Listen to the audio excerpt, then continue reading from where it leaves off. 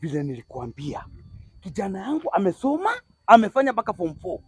Sasa mimi nataka tuolewe kwake, kila kitu nitokee. Yes.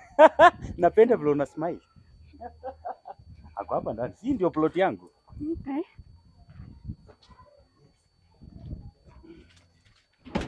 Oh! Amzai. Baba, nilikuambia leo lazima tufanye vitu kubwa.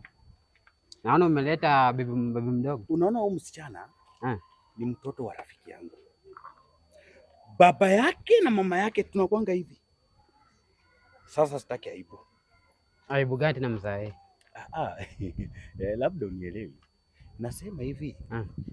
Nenya nataka akuwe bibi yako. Mzai. Umeanza tena ujinga wako? Bado ni mdogo.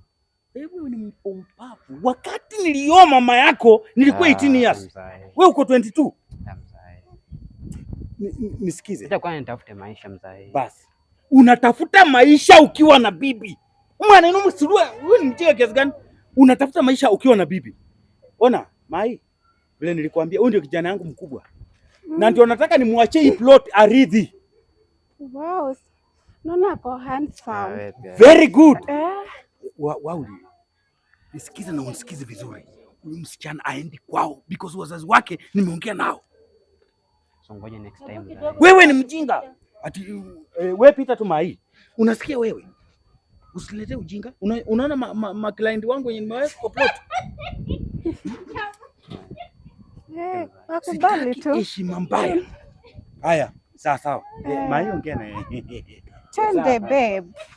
Haya, wewe house number 4 So wewe sikiza baba yako na amekwambia kila kitu. Amekupea hadi pesa tu. Amenipea pesa ametoa. Wewe ubaki hapa. Kuja twende.